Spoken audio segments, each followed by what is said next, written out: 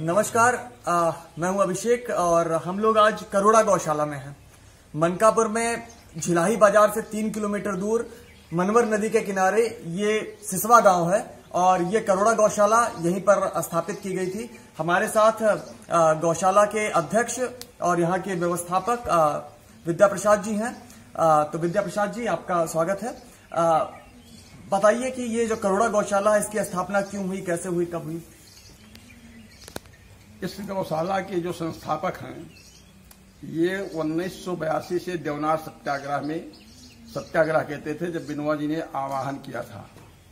तो एक उत्तर प्रदेश से 2 लोग थे, एक अलग भाई बनारस के, एक अज्ञाराम गोसेवक सिसवाग्राम मनकापुर जनपद गोंडा से। बिनोआ जी ने इन लोगों से यही कहा था। बिनोआ जी ने बहुत प्रयास किया। 7 नवंबर 1966 का आंदोलन जान लीजिए कि जब 10 लाख हिंदुओं ने संसद भवन को घेरा था, बिनोआ जी को यह विश्वास था, करपात्री जी महाराज धर्म सम्राट कहे जाने वाले बनारस जगत गुरु शंकराचार्य को, ये सबको विश्वास था, देवराहा बाबा, कि इंदिरा जी जो है आशीर्वाद लेने आई हैं, सत्ता में आई हैं, तो मतलब ये काम हो जाएगा। लेकिन जब बहुत दिनों तक ये काम नहीं हुआ, तब बिनोआ जी को 11 जनवरी 1982 को देवनार कतल खाना के बाउंड्री के बाहर, वो कतल खाना 125 एकड़ में फैला है और वहां पर 11,000 गोवंश रोज कट जाते हैं, स्फोट हो जाता है, 8 दिन तक भूखा रखा जाता है, 100 सेंटीग्रेड का पानी डाला जाता है खौलता हुआ, तब इनको काटा जाता है। तब बिनोआ जी ने जो है वहां पर सत्याग्रह बैठाया और उस सत्याग्रह में 18 में से एक हमारे आज्ञाराम को सेवक थे, जो अधिकांश समय वहीं बीतता था। उसके बाद 2.5 साल तक आज्ञाराम जी ने रोको भाई रोको आंदोलन सैयदवजा बॉर्डर पे चलाया, जहां से 40,000 गोवंश पकड़े गए। बनारस की 7 गौशालाएं जो डेड हो चुकी थी, वो 40,000 गोवंश वहां सुपुर्दी में दिए गए और वो 7 गौशालाएं संचालित हो गई, जिसको सूर्यकांत अलाम भी संचालित किया जो है। इसके बाद फिर इन्होंने पदयात्रा की। पदयात्रा के बाद ये गोरक्षा सराय फिल्म, जिसमें 104 चित्र होता था, 3 बार गोंडा में 1992 में हम लोगों ने दिखाया। इतवार के दिन मैं अध्यापक हूं, लेकिन मैं छुट्टियों में जाता था। उसका रिजल्ट ये आया कि अगस्त 92 में 720 बैल 62 बोगी माल गोदाम पर पब्लिक ने लूट लिया। रेलवे स्टेशन माल गोदाम कोई नहीं रोक पाया, लेकिन बैल तो सब मुक्त थे, हरियाणा के थे बैल सब जो है। उसके बाद रेलवे ने और डीएम कमिश्नर ने एक्शन लिया, तो 600 बैल एकत्र हुए। हमारे अज्ञाराम जी की पदयात्रा चल रही थी मनकापुर क्रॉसिंग पर, तुरंत उन्होंने अपनी पदयात्रा कैंसिल करके गोंडा पहुंचे और किसानों की खितौनी देख देख करके पुलिस ने एक्शन लिया। तो 600 बैल एकत्र हुए और 4 दिन तक बैलों को बंटवाने में लगा। इस प्रकार से जब इसकी सूचना देवनार सत्याग्रह में भेजी गई, तो वहां से एक पत्र आया अखिल भारत कृषि गौ सेवा संघ केसरी चंद मेहता जी का। उन्होंने कहा एक ऐसी गौशाला बनाइए जहां पर तस्करों से पकड़े गए गोवंश रखे जाएं। तो हमने जवाब लिखा कि यह काम राजा महाराजा पूंजीपतियों का है, फकीरों का नहीं है। जवाब आया कोई ईमानदारी से कार्य करके दिखावे, धन की कमी नहीं पड़ेगी। हम अध्यापक थे, हम और सीताराम शुक्ला जो मर गए नहीं हैं, दोनों निकल पड़े और उस समय लोगों ने 1 दिन का अपना वेतन दिया, साल भर का 10 रुपये मजदूरी थी, श्रमदान किया। और हमने फिर पत्र लिखा अखिल भारत कृषि गौ सेवा संघ को, इसका रंगीन फोटो भेज करके। फिर उन्होंने 40,000 का ड्राफ्ट विनियोग परिवार ट्रस्ट मुंबई से दिलवाया और कहा छत आरसीसी की लगनी चाहिए, जिससे गायों को तपन न हो। छत आरसीसी की लग गई। उसके बाद उन्होंने टेम्पू ट्रस्ट गाड़ी 9 सवारी बैलेट ये छापा डालने के लिए भिजवा दिया। अब गाड़ी तो आ गई, लेकिन हम किस नौजवान को प्रेरित करते छापा डालने के लिए? उस समय हमारी पशु हाट चल रही है मनकापुर माननीय की, उस समय चल रही है कर्नलगंज माननीय की, और हमारा नौजवान अगर छापा डाले और गोली लग जाए, मर जाए, तो उसकी हम क्या देंगे जो है। इसलिए यह कार्य नहीं हुआ। लेकिन हमारे साथ जुड़ा हुआ था एक संत असदुल्लाह, जो मोहम्मदन होते हुए 50 कसाईयों को जेल कराया। 1992 में जब कल्याण सिंह की सरकार बनी, तब उसकी सुरक्षा के लिए 1.5 सेक्शन पीएससी दी गई और वो पैंट और मतलब वो नंगे पैर हमारे गौशाला का प्रचार मंत्री था। 4 साल तक हम कोतवाली गए, वहां उतरौला गए, यही कहे कहीं भी पकड़े हमारी गौशाला को भेजें। वहां के सीओ ने कहा आपकी गौशाला को गौवंशों से भर देंगे। 10-20 आज तो हमेशा आते रहे, लेकिन एक समय आया 97 में कि 98 गोवंश 5 ट्रकों में भेज दिया। 150 पहले से मौजूद थे। हमारी वो हालत हो गई। लेकिन फिर हमने उस आदमी से संपर्क किया जिसने कहा था धन की कमी नहीं पड़ेगी, और उसने कहा टेलीग्राम कीजिए। टेलीग्राम किया, 50,000 रुपये तुरंत आया और हमारी समस्या का समाधान हुआ। फिर 99 में 13 जुलाई 99 को केस ये मतलब यहाँ नवाब ये परसहाट लगती है, वो कौन स्टेशन है ये भैया, मतलब किशुनदासपुर मार्केट चल रही थी। वहां पर 38 बैल इतने उच्च कोट के थे जिनकी कीमत 3 लाख रुपए थी। वो 38 बैल कौन? जगन्नाथ मिश्रा एक ईसाई था जो हमेशा वहां उतौला में था। वो नवाबगंज ज्वाइन किया था, और नवाबगंज ज्वाइन करने के बाद उसको पता चला, उसने 38 बैल को पकड़ लिया और 38 बैल को गौशाला के सुपुर्द किया गया। तो करोड़ा गौशाला के संस्थापक जो आज्ञाराम जी थे, आपने बताया कि वो विनोबा भावे जी के शिष्य थे, और तो आज्ञाराम जी के बारे में मतलब आप चूंकि उनसे जुड़े रहे हैं तो क्या क्या जानते हैं, कैसा व्यक्तित्व था उनका, उन्होंने क्या क्या किया गौशाला को बचाने के लिए? आज्ञाराम जी का व्यक्तित्व तो बहुत ऊंचा था। वो अनियमित कार्यों के प्रति संघर्षरत रहते थे। अब यहां बताना पड़ रहा है कि 1975 इमरजेंसी से छूटने के बाद, और ये जो 112 एकड़ का 85 एकड़ का जंगल था, इसके लिए उन्होंने अपने घर पर सत्याग्रह किया, नोटिस दिया। जो कब्जा किए हुए था छोड़ नहीं रहा था। अंत में डीडीसी विनोद शंकर चौबे बुलाए गए और छोड़ना पड़ा। नहीं, ये किस चीज का जंगल था? ये जंगल तो वास्तव में ये पलाश के वृक्ष लगे हुए थे, पलाश के वृक्ष, और हजारों वृक्ष लगे हुए थे। एक दो अन्य प्रकार के भी पौधे थे, लेकिन 90% जो है ये राज्यपुष्प पलाश ही था। तो देवनार आंदोलन के बारे में कुछ बताइए। देवनार आंदोलन वो 125 एकड़ में फैला हुआ है। देवनार का कथन, देवनार का कथन ये पश्चिम बंगाल में है। घाट के ऊपर मुंबई में है। अच्छा, ये मुंबई में? हाँ। अच्छा, तो ये कत्लखाना अभी भी चल रहा है? नहीं, 33 साल 51 के बाद ये कत्लखाना समाप्त हो गया था। इसी आंदोलन के बाद? गाय नहीं करती, भैंस से करते हम लोग बात करते। अच्छा, गौवंश की को काटना रोक दिया गया था इस आंदोलन के बाद? 33 साल 51 दिन के बाद। अच्छा, तो देवनार आंदोलन के बाद आज्ञाराम जी ने फिर आकर यहाँ पर करोड़ा गौशाला बनाया, और कत्ल खाने से बचाई गई जो गौवंश है उनको यहाँ पर रखा जाता था। अच्छा, आपने बताया कि ये पलाश का जंगल था बहुत बड़ा, और जिसको किसी ने कब्जा कर रखा था, और आंदोलन करके आज्ञाराम जी ने इसको छुड़ाया था। तो किस तरीके का आंदोलन आज्ञाराम जी का रहा, और कब तक ये जंगल सुरक्षित था? अब क्या हाल है जंगल का? आज्ञाराम जी ने आमरण अनशन किया।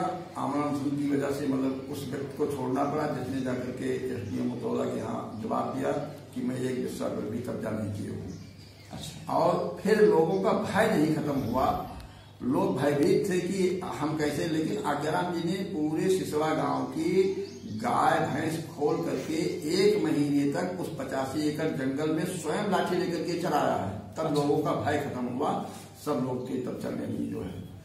और ये अभी सुरक्षित था। ये तो 2017 से मतलब इसका विघटन जो डेवलपमेंट जयप्रकाश नारायण और अटल आवासीय, यहाँ से ये जंगल समाप्त होने लगा, जहाँ हजारों पेड़ थे प्लास की, और तो करके। हाँ, तो मैं आपको बता दूं कि सिसवा गांव, मछली गांव और आसपास के कुछ गांवों को मिलाकर करीब 150 एकड़ का ये पलाश का जंगल था बहुत पहले, और काफी समय तक संत आज्ञाराम जी ने इस जंगल को बचा के रखा था। उन्होंने यहाँ पर जंगल के किनारे इस करोड़ा गौशाला की स्थापना की थी, जो मनवर नदी के किनारे ही है। और पिछले कुछ सालों में कई सारे निर्माण कार्य यहाँ पर इस जंगल को काटकर किए गए। यहाँ पर 5 एकड़ में प्राथमिक विद्यालय बना, उसके बाद 5 एकड़ में इसके बगल में अटल माफ कीजिएगा 5 एकड़ में जयप्रकाश नारायण आश्रम पद्धति विद्यालय बना, और फिर 15 एकड़ का अटल आवासीय विद्यालय। अटल आवासीय विद्यालय जब बनने वाला था उससे पहले ही हम लोगों ने नेचर क्लब के माध्यम से भी काफी ज्यादा पत्राचार किया, हम लोगों ने आंदोलन किया कि जंगल को ना काटा जाए, अटल आवासीय विद्यालय कहीं भी बनाया जा सकता था, पूरे मंडल में कहीं पर बनना था, पर जबरदस्ती इस विद्यालय को भी यही लाया गया और उस 15 एकड़ जमीन में भी जो जंगल था, यहाँ पर मुख्यतः पलाश और इसके अलावा पीपल, बरगद, महुआ और तमाम पेड़ लगे थे, उनको काटा गया और ये विद्यालय बनाया गया। तो आज ये हाल है कि एक गांव के अंदर ही प्राथमिक विद्यालय, माध्यमिक विद्यालय, आश्रम पद्धति विद्यालय, अटल आवासीय विद्यालय सब कुछ बना दिया इस दूर दराज गांव में जो नदी के किनारे है।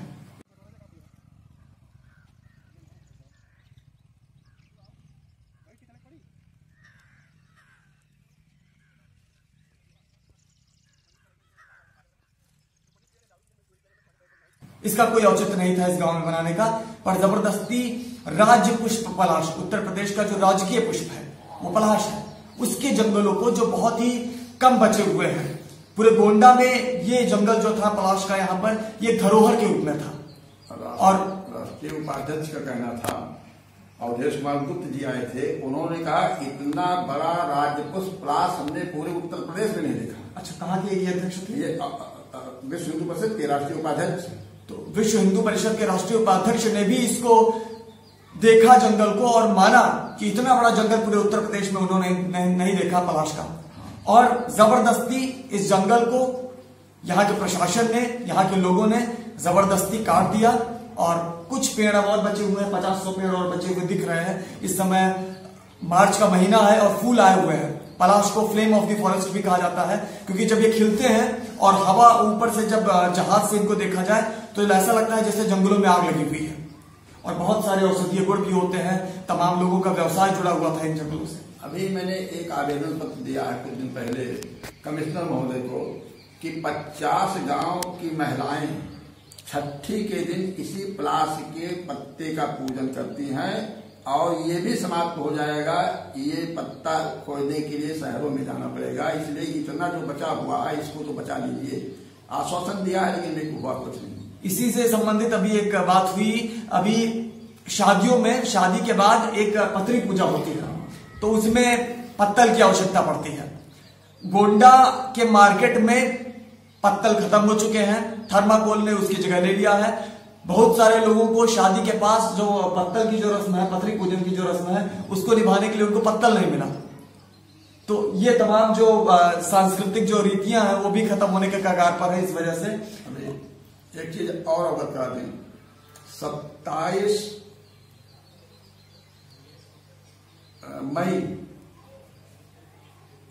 2001 में माननीय मुख्यमंत्री राजनाथ सिंह भौती गौशाला कानपुर में घोषणा किया कि तस्करों से बचाए गए गौवंशों को रखने में, बचाने में, सेवा करने में गौशालाओं की अहम भूमिका है।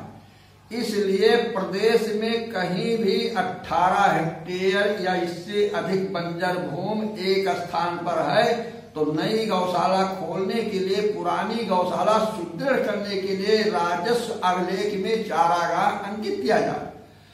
29 मई को शासन का पत्र निदेशक पशुपालन को पहुंचता है। निदेशक पशुपालन डीएम गोंडा को भेजते हैं, डीएम गोंडा सीबीओ को भेजते हैं, CBO Gonda deputy CBO Mankapur को भेजते हैं। घनश्याम श्रीवास्तव हमको बुलाते हैं और पत्र देते हैं कि आप लेखपाल एसडीएम से संपर्क करके ये कार्रवाई कंप्लीट कराओ। लेखपाल और कानून गो 2 दिन तक सिसवा गांव, मछली गांव, लौकहा गांव, 3 गांव की जमीन नाप करके, जिसमें राजपुष्प पलाश ही थे 90%, उसका 49 हेक्टेयर की रिपोर्ट चारागाह दर्ज करने के लिए दिया। दुर्भाग्य है कि आज तक एक विश्वा चारागाह नहीं दर्ज हो पाया। हम तो माननीय मुख्यमंत्री महोदय शपथ ले लें, यही अनुरोध करेंगे जो बचा है इसको चारागाह दर्ज कर दीजिए सिसवा गांव की 6-7 हेक्टेयर, वरना हमारी गौशाला बंद करने की अनुमति दे दीजिए। हम गौशाला की गायों को ट्रांसफर कर देंगे। ऐसे संस्था के लोग हैं जिन्होंने कहा कि गाय जब चाहे आप हमारे यहाँ ले आए। तो आपके सिसवा गांव में चारागाह की जमीन नहीं है? एक विश्वा नहीं है, क्योंकि चकबंदी के पीरियड में यहाँ 85 एकड़ पड़ा हुआ था, इसलिए कोई चारागाह की जरूरत थी नहीं, उसमें सब चरती थी। आज ये जो चारे का संकट 1800 रुपया कुंटल भूसा हो गया। चारागाह में भूसा नहीं भी रहता था तो लेबर लोग पूरे जंगल में चरा करके मछली गांव तक गायों का पेट भर जाता था। लेकिन आज तो आप देख चुके हैं कि क्या हाल है। तो यही नहीं, छोटे छोटे मेड़ ऐसे बना दिए गए खाने के लिए। किस उद्देश्य से बनाए गए कि आज गाय जो भी टहलने जाएं तो उसमें बाज के गिर जाए। तो ये जो पलाश का जंगल था, यहाँ के जो गौवंश थे, सिर्फ गौवंश ही नहीं, जो तमाम वन्य जीव भी थे, उनको वहां पर रहने की, शरण लेने की पर्याप्त जगह थी। वहां पर घासें होती थी, उनको चरने की जगह मिलती थी। समस्या पहले नहीं आती थी कि क्योंकि ये जंगल जो अन्य कृषि योग्य बंजर भूमि के रूप में दर्ज था, वो यहाँ के गौवंश के लिए और बाकी जानवरों के लिए वो यहाँ पर उपस्थित था। तो पूरा अभ्यारण्य था, वहां पर वो जानवर जाके चरते थे। लेकिन चूंकि कागजों में वो अन्य कृषि योग्य अन्य बंजर भूमि के रूप में दर्ज था, वो चारागाह के रूप में दर्ज नहीं था, इसलिए यहाँ के लोगों ने इसका फायदा उठाया और जबरदस्ती उन जंगलों का पट्टा करके उनको पेड़ों को कटवा दिया और वहां पर तमाम तरीके के निर्माण जो है वो कराया। तो जबकि असलियत में वो जंगल जो थे ना सिर्फ वो चारागाह का काम करते थे, बल्कि जंगली जानवरों के आश्रय का काम करते थे और बहुत सारे सैकड़ों परिवारों को वो रोजगार भी मुहैया कराते थे। क्योंकि पलाश के जो पत्ते हैं बड़े होते हैं, उनसे दोना पत्ता लाद बनाया जाता है, उनके फूलों का भी बड़ा औषधीय इस्तेमाल होता है। तो ये बड़ा यहाँ पर एक संकट खड़ा हुआ है करोड़ा गौशाला के सामने भी, क्योंकि गौशाला के पास चारागाह की कोई जमीन नहीं है। गायों को यहाँ पर जो हरा चारा देने की जो व्यवस्था है उसकी यहाँ पर कोई सुविधा नहीं है, क्योंकि जो चारागाह के रूप में इस्तेमाल जमीन हो रही थी वो खत्म हो चुकी है।